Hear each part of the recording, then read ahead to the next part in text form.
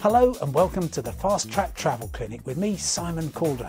And let's start in the transit lounge at Madrid Airport, which is where Samuel Okpoko-Warwick of Port Harcourt in Nigeria found himself staying for an uncomfortably long spell after an Iberia flight from Lagos. I was connecting to the USA on Iberia, but the flight was cancelled. We were told we would stay in a hotel near Madrid Airport until the following day, but I and a few other unfortunate people were not allowed out of the transit area because of our nationalities. We had to try to sleep on the chairs until the next morning. What are my rights? Some hubs have hotels airside, which means that you don't have to pass through immigration. But at most airports, including Madrid, to reach a hotel you have to go through passport control. Iberia tells me it had booked a hotel room for you, but you couldn't take advantage of it because of your immigration status. However, there's a chance of good news. Under EU rules, you should qualify for €600. That's about $700 in compensation for the cancelled flight, unless the airline can show that it was due to exceptional circumstances beyond its control. Sharon Halls is flying on Vietnam Airlines from Hanoi to Bangkok's main airport to seek sea and sunshine in Thailand.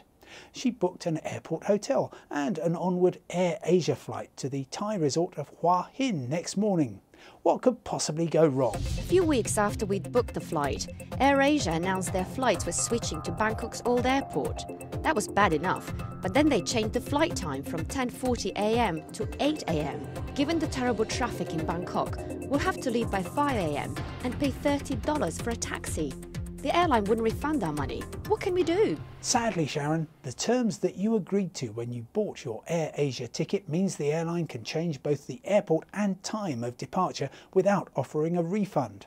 Air Asia says you can switch to a different flight a week either side of the original, which clearly you don't want, or cancel the flight and get a credit voucher for another Air Asia flight within 3 months, which I understand is no use to you. All you can do is be thankful that the taxis in Thailand are cheaper than those in Paris, London or New York, where you pay around $150 between the main airports. Next, Dinshaw Dastur from Toronto is going globetrotting in May, and one of his flights is on Scoot from Singapore to Sydney. After I booked, the fare for the exact flight was reduced. When I asked for the difference to be refunded, the airline never responded. Shouldn't I be entitled to the reduced rate?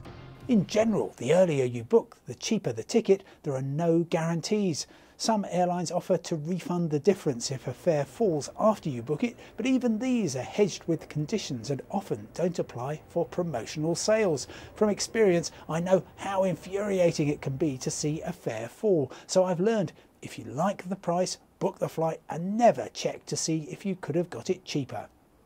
Finally, Christine Mackey from Nottinghamshire in the English Midlands is setting sail for the South Seas, but first she has to fly to Florida. I'm trying to book a one-way ticket to Orlando from the UK for a sensible price. I'll be leaving Florida by sea to New Zealand. But one-way economy fares are twice as much as round-trip tickets. What happens if I book a return ticket but just don't turn up for the return leg? In theory, Christine, the airline could pursue its right to claim the fare difference from you, but I've never heard of this happening. Happily, I found a fair-priced one-way flight from either of your 2 nearest major airports, Manchester or Birmingham. You'll pay around $600 one way with a brief stop in Dublin. That's all we've got time for in this session of the Fast Track Travel Clinic. From me, Simon Calder, bye for now and see you next time.